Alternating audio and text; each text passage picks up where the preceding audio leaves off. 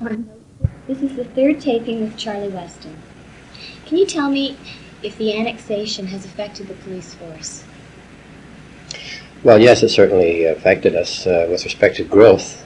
In 1966, we had a total police complement of 212 people. The total civilian strength was 245. By the way, I looked those figures up just to make sure.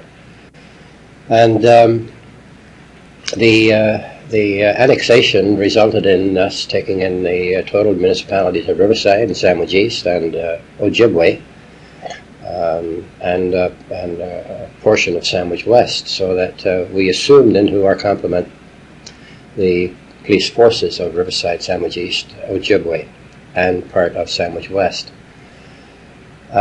We grew from a population of about 112,000 in 1966 to, at that time, about 198,000. And I don't think our population has really fluctuated that much since. We've touched the 200,000 population figure, but I think we've fluctuated pretty well between 198 and 200,000, and as pretty round figures. It was necessary, of course, to expand our operation from about 12.5 square miles of city at that time to 50 square miles. And, of course, the subsequent number of streets and other responsibilities, such as businesses, commercial areas, and of course, the population. Required a growth in strength of police to about 360 people. It meant a complete reorganization of the police force, and we began an operation that resulted in 3 precinct areas. There was a number 1 precinct area, which operated out of the headquarters downtown here at Park and Goyo. We established a precinct station on Huron Line to serve that area of Sandwich West, which would now become our responsibility. And we also established a precinct station at the present location of it now on Tecumseh Road near Lausanne. And these places, of course, had to be staffed with inspectors as people in charge, officers commanding, and the complement of supervision, of course, the men required to work those areas. The precinct station on Huron Line, which was then our number 2 station, after about a year or 2 of operation, didn't prove to be economically good, and it was discontinued. The police strength was brought back into number 1 precinct downtown. Number 3 precinct at Lausanne and Tecumseh then became number 2, which it still is. We assumed, as I say, many of the people from Sandwich East and Riverside and Ojibwe, and places had to be found for them in the structure to complement their positions that they held with their respective departments. Of course, we couldn't have 4 chiefs, but the chiefs of those departments became inspectors here, and NCOs became senior constables. Some of them maintained their ranks, and we were able to put them to good use. It meant, of course, increasing our car fleets. It meant increasing our holding facilities. And for some time after annexation, we were hard pressed because of the growth. And I believe it was in 1968 under Chief Farrell that the first growth of the downtown headquarters building was noticed when additions were made to it to accommodate the number of people downtown.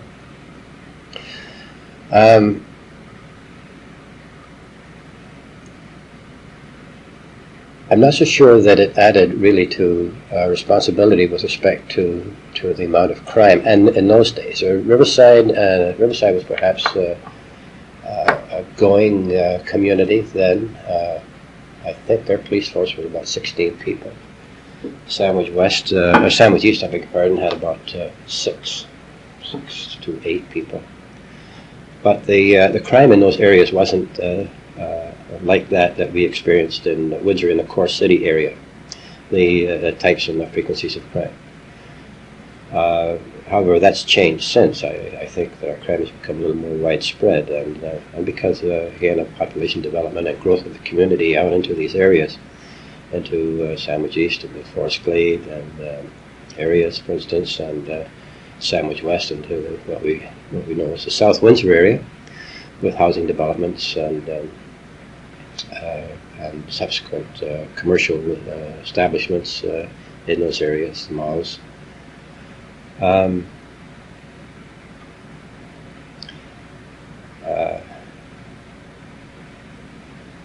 We maintained our core city traffic problem, of course, and I think if we assumed any kind of a problem was with respect to traffic, moving out into the industrial areas and the traffic that subsequently developed from the movement of the population in those directions.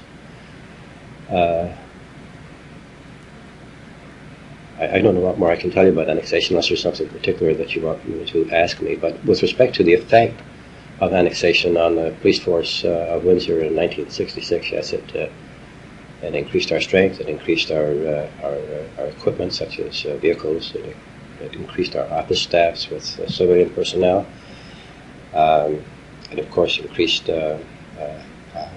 Windsor's court load by assuming the court loads of the other departments. And they then came into Windsor courts, where prior to that they operated as a county court area. So I don't know how much more I can tell you about the development of it. Well, that's fine. Another thing I was wondering about was, has the growth and sophistication of equipment affected the police force at all? Yes, it certainly made us much more professional in our approach to crime. The thing today in police work is electronic surveillance, and it's no secret that police do wiretapping. The RCMP have come under some heavy criticism, as you know, with respect to this. However, the law protects the individual that is being wiretapped today with the introduction of the Privacy Act, the Protection of Privacy Act, and that didn't exist until, if I'm not mistaken, 4 or 5 years ago. So the police did have an ability prior to the introduction of that legislation to use eavesdropping, electronic eavesdropping, and let's say subsequent to that, with the introduction of the Act, we now have to go through legal procedures in order to obtain the authority to perform this function. But in that regard, it's brought us into a much closer contact with the criminal scene by reason of the knowledge that this eavesdropping has developed. It's given us an insight into the type of criminal that we're dealing with, into his practices, into what might be said to be fringe, well, certainly organized crime.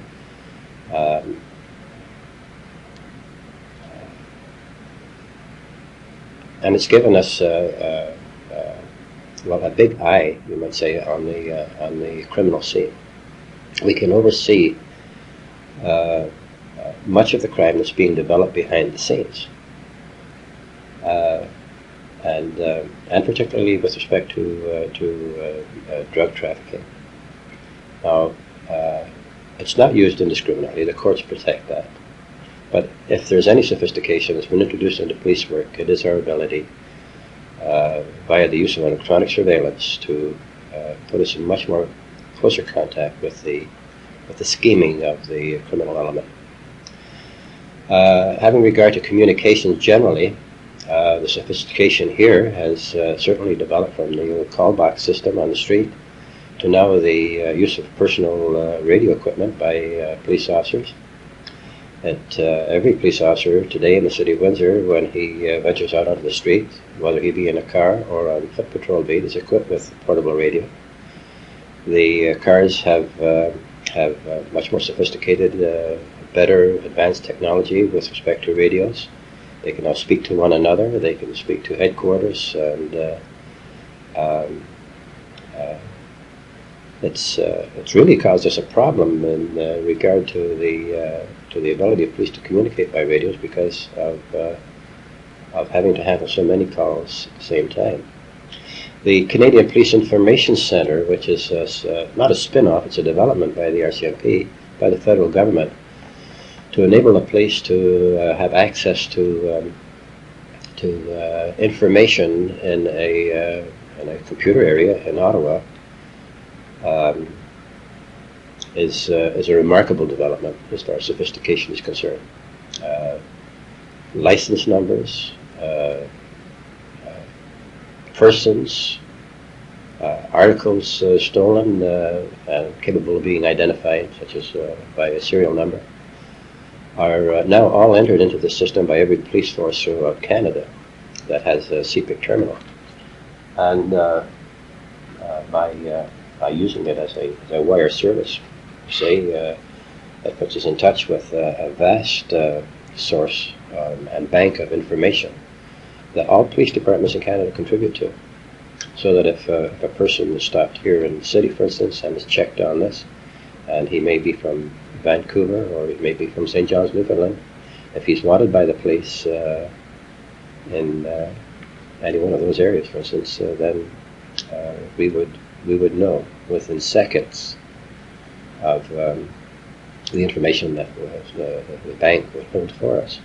So it's also a very valuable asset and part of the sophistication of police communications. The vehicles, of course, that we use today are not that much different from the standard vehicle that the average citizen drives, with the exception of perhaps some heavy-duty equipment like generators and tires and front ends that enable them to withstand the pressure and the frequency of police driving. And there's millions of miles put on police cars here in the city, and in every city for that matter. But we've recently gone into an air conditioning factory, which is something I think we would have enjoyed years ago when the heat of the summer and just this past week would have made it sometimes unbearable to be in police cars.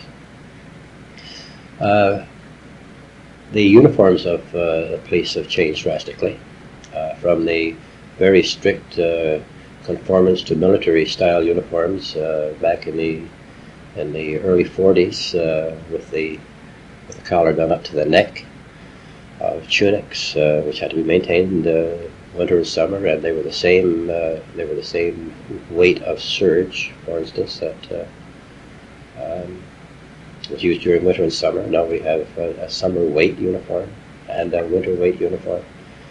We've dropped the strict military look somewhat to open necks with shirts. The removal of part of the Sam Brown equipment, that's the belt and the cross strap that police wear. And much more comfortable mode of dress than the police had a way back. For instance, we used to wear long gray frieze material overcoats, and they were very heavy. And if you were working on a wet day, when it required a greatcoat or an overcoat because of the coolness, and if it were raining, then these things just became unbearable sometimes because of the added weight from the rain. It made it much more difficult to be active too. Many fellows used to shed their coats in a chase just to have that freedom of movement. Weapons and tactics certainly have become much more sophisticated.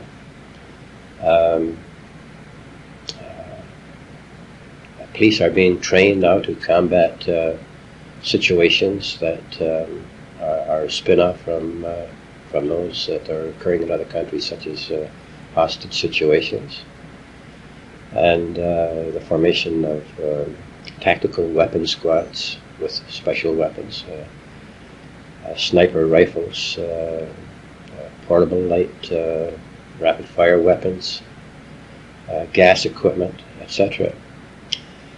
Compared to, for instance, the strike activity that police are involved in today. Police are now prepared to go on the street with helmets, with glass visors, with 3-foot batons, with shields, to protect them from missiles that might be missiles or that are thrown from the crowd. And this is always a very great probability on a strike front where the confrontation between management and labor has grown to a rather thin edge. And we had no such protection in those days. I remember during the fourth strike that there were some acts of violence on the police with respect to objects being thrown or becoming involved in struggles. We had no real tactical ability then because of the size of our force, and as I say, the mode of dress that we had in those days. So that the police have become much more professional in their look, much more professional in their approach to the solving of crime, and have, by reason of the training required for this, become much better knowledgeably than the policemen of my early days on the force. Do you think that the public's view of the policeman has changed over the years? I don't think so. The police always come under criticism, especially where they are required to exercise a responsibility that perhaps attracts news items. For instance, in the area of strike activity, our city being predominantly a laboring city, a lunch pail city, as some are apt to call it. I don't believe that, but I think predominantly our people here, our factory workers, are very closely related to the labor scene, with the number of people that are employed at Fords and Chryslers and General Motors, and the smaller spin-off industries of those. Attracts quite a lot of attention when the UAW, whether it be Local 200 at Fords or Local 444 at Chryslers or at General Motors, strike for better wages or better working conditions. And in an activity that requires very close police supervision or even police action, it certainly draws a lot of adverse opinion from that type of person in the city. Why are the police working for the company, so to speak? This is not the fact. We try to remain as neutral as we possibly can during these things. We must execute court orders that are issued in connection with some labor difficulties, such as moving trucks or equipment in and out of premises. And these are always touchy situations. But generally speaking, I think the public opinion in Windsor of the police force here is good. We don't hear that many positive comments about the police force as we do the negative type of action. But the negative type of action comes from a person who has been in touch with the police. A person who got a speeding ticket, for instance, and feels he didn't deserve it, or a person who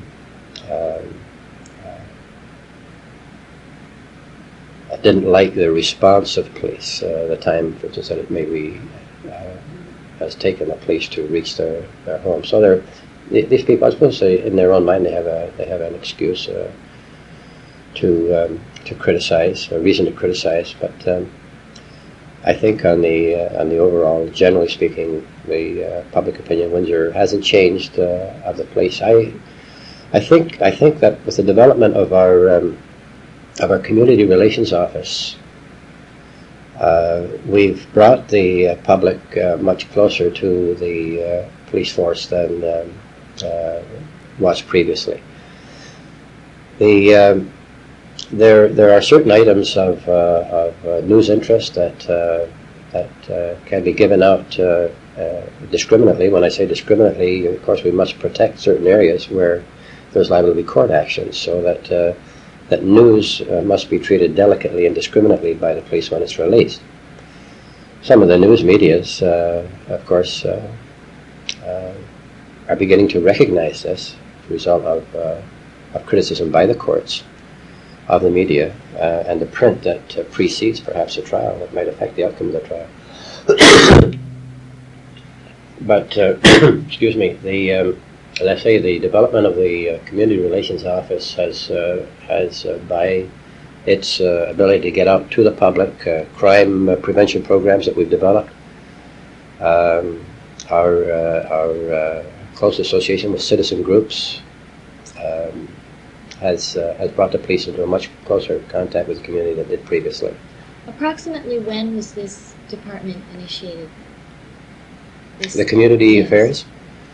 It was introduced in the reign of Chief Preston, and this is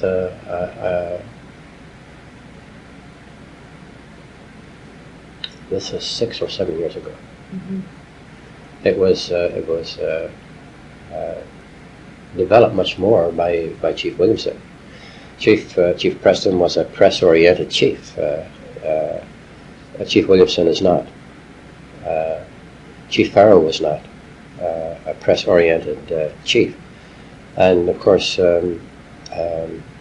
people from the media, when they wanted to go to the top of the house, were often rejected by Chief Farrell and referred to a department head. And on the other hand, Chief Preston liked to handle all the news. So I suppose it helps to have a chief who recognizes that the press have a very important role to play, and designs a means by which that can be accomplished without his office being heavily taxed. You know, reporters run all over the building with television cameras, and they want to take shots of equipment that have been seized, or guns and evidence, and we just have to have an organization to assist in that, to give them what they can have at that time, and to develop it as the case goes on. Mm-hmm. So I think that our crime prevention programs, where you're probably knowledgeable of the one that we're engaged in now, Operation Identification, which has involved the employment of university students over the past 2 years, going to homes throughout the city and volunteering to mark articles of value for citizens. This is part of our crime prevention program, and though they are university students, they are identified with the Windsor Police Force. And it's a Windsor Police Force function that these people are involved in. So that has affected public opinion.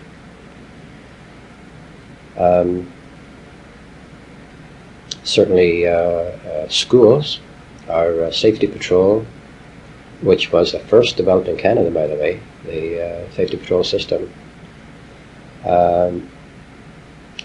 has brought us into a very close contact and relationship with the schools by reason of our association with sponsored teachers and those people who head up the programs in the individual schools. It's resulted in the development of traffic safety programs for school children. And via this, of course, children going back to their homes with the fact that the police visited their school and talked to them about safety, etc., all has a bearing on public opinion and what the police are trying to do in the city. Mm-hmm.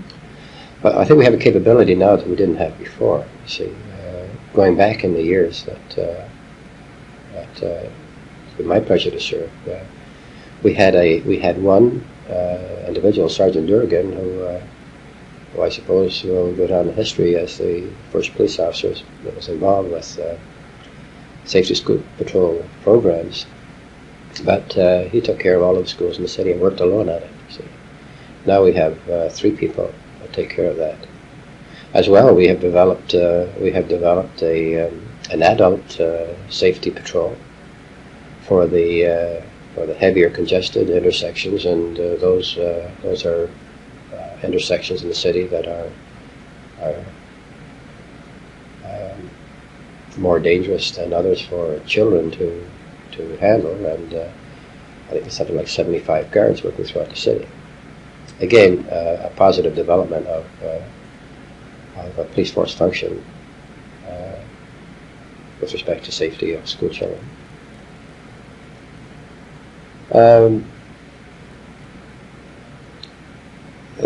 The public, of course, are always interested in the development of cases following the commission of crime that touches off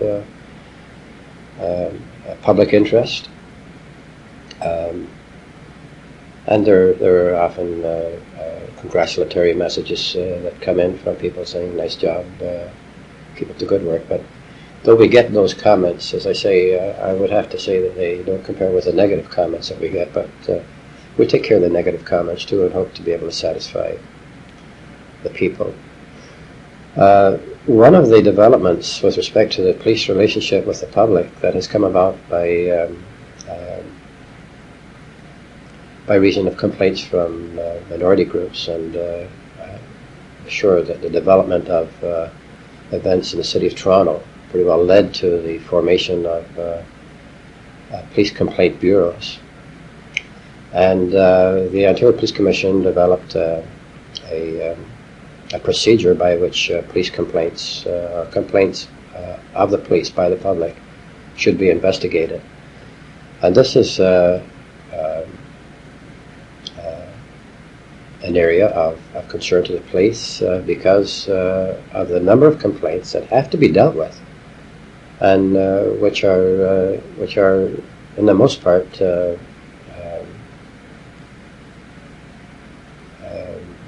not fictitious, but and some of them are fictitious, but they are so menial as to not to deserve the kind of work that we have to give them. And they're investigated very closely. Every complaint that comes in, whether it be by letter or whether it be by in person.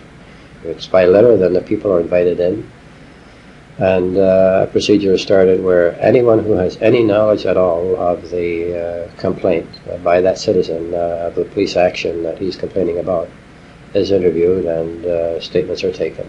And if there is factual evidence and grounds for it, then the policeman is charged under the Police Act.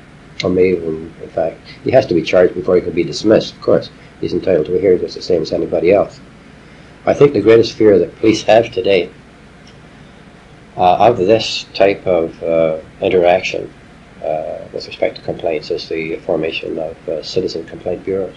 And it's being tried in Toronto now. How it develops, I suppose, will determine whether or not it's going to become something of a general nature. Legislation was introduced at one time, not so long ago, 2 years ago, for the formation of citizen complaint boards. But thanks to the intervention of people like the Ontario Chiefs Association and the Police Association of Ontario, and others that are interested in the relationship of police and the detriment that this kind of an investigational process might provide to the police, have managed to forestall that legislation. But it's still there. It's still there, and it depends on each police force to develop a procedure that will indicate to everybody concerned that there is fairness in the investigation of the complaint, and that it's investigated to the satisfaction of the person who is complaining. So all of these things address themselves to public opinion. You know, again, comparing that to years ago, if a person complained to the police, he often did it by a phone call to the office, and that was the end of it. But I think the development of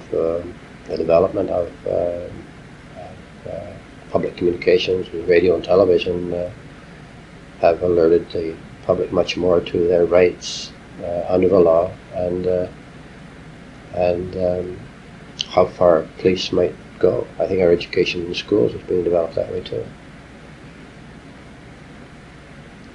Let's talk about the frequency of crime in the city. Has that changed over the years that you've been on the force? I don't think so.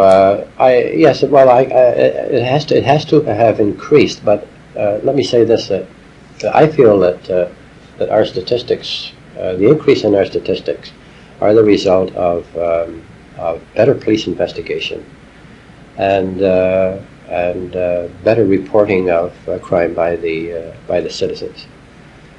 The police are dependent to a great extent on the citizens, and more so on their help than anything that any other member of the force can do for them. Our total support lies within the ability of the citizen and the community to relate to us what is happening with respect to a crime or his suspicion of crime. The statistics are higher, but I think only because of this kind of communication. We have grown, of course, in population, which is an incentive to higher statistics or more crime. But on a ratio-wise basis, you would say, well, it should remain the same. But again, the types of crime that we experience today, generally speaking, are no different than those that occurred years ago. We still have breaking and entering, we still have thefts, we still have robberies, we still have assaults, we still have murders.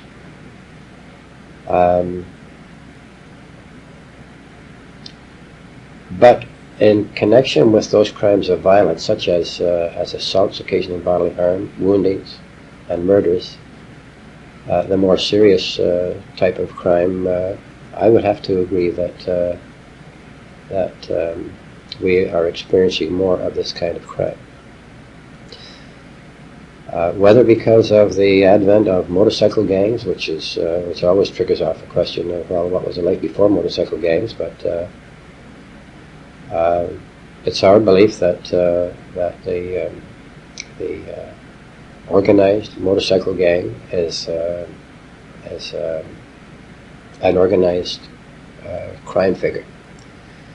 The frequency of drug use, the drug trafficking, the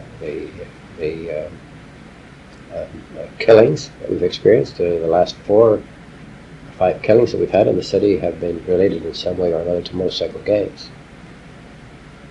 And while I don't want to appear to be prejudiced towards motorcycle gangs, the general trend of respect for law by these people certainly doesn't exist. There is no respect for law. I think the respect for law has deteriorated as much for policemen as it has, for instance, teachers. Authorities that are vested in teachers in classrooms is being flaunted, and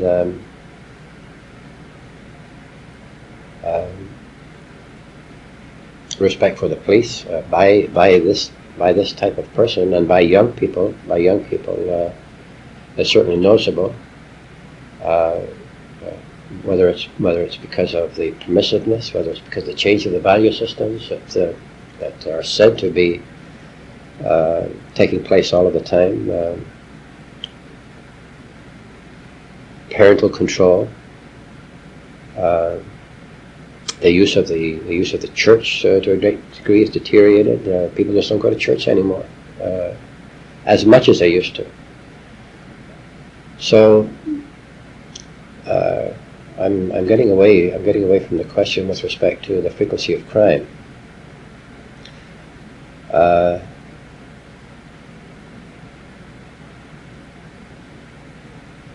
My only summation of this would be that the frequency of crime has come about by very evident changes in value systems among young people, and by the ability of people to be able to report crimes today that they didn't report before. We've developed youth bureaus which investigate youth complaints up to the age of 21, but especially in the juvenile area under 16. And this is a complaint area that's developed a lot of known crime, which formerly wasn't developed at all. Having regard to the types of crime, which the types of crime are still here. Phone thefts, as I said, and robberies. Years ago, our biggest headache were people that broke into safes, and we had an epidemic, several epidemics of safe breaking that we got into. But these people were hardly ever armed. People who carried a gun in those days were subject to much more penalty than receive today if they're found in possession of a weapon.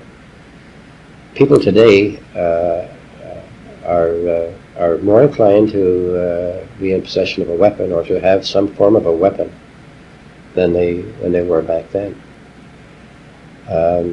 The number of cases of offensive weapons in the city has increased alarmingly, but only, I think, because of the control that the customs have exercised over people coming into Canada with guns. As you know, it's not an offense in many states to have a weapon in your possession. Many people over there, especially in the city of Windsor, are carrying weapons for their own protection in their cars and on their person. And these are being discovered as they come into Canada and, of course, reported to the police, and that causes that statistic to raise alarm. But on the other hand, people are perhaps becoming more aware of the kind of violence that they might be subjected to, and are prepared to use a weapon today when they wouldn't have used it years ago.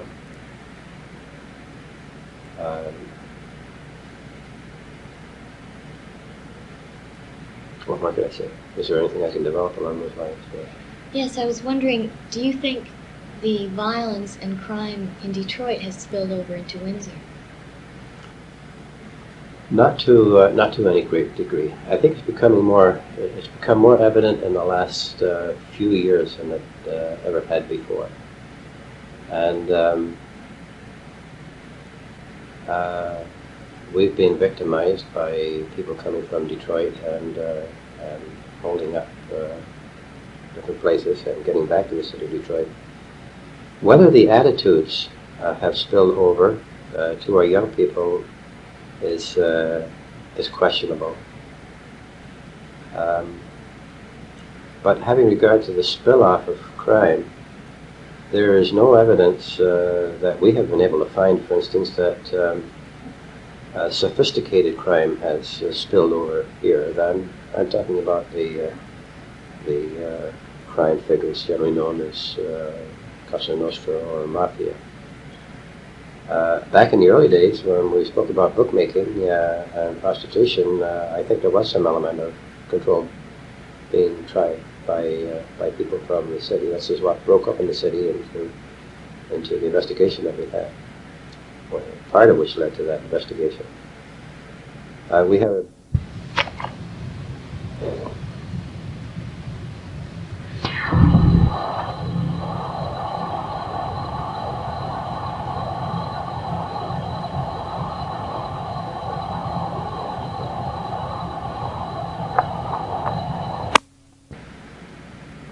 show that sophisticated crime has spilled over here.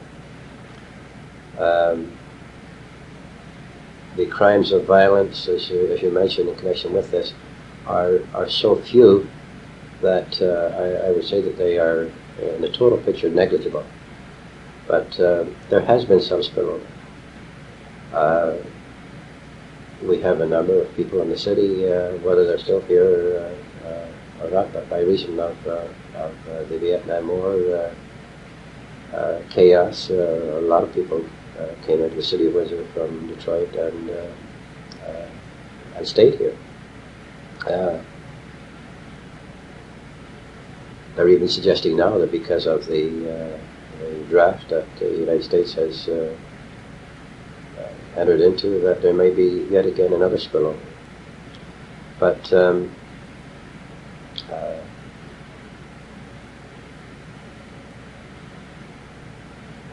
these people had to live. We can't say, I suppose, that that they were responsible for any increase in crime here in the city. There were cases of people that were involved in crime and were known to have come into Canada to seek refuge. But having regard to the general spillover, no. The traffic that exists between the ports of Detroit and Windsor is, of course, phenomenal, but it really hasn't added any great problems to us. Windsor is just an access city to the United States, generally speaking, that people use to enter into Canada and to proceed further into Canada with. Excepting for those Michiganders who might come over on a holiday to shop in Windsor, there are no real heavy traffic problems caused by reason of our relationship with the city of Detroit. We are aware that there is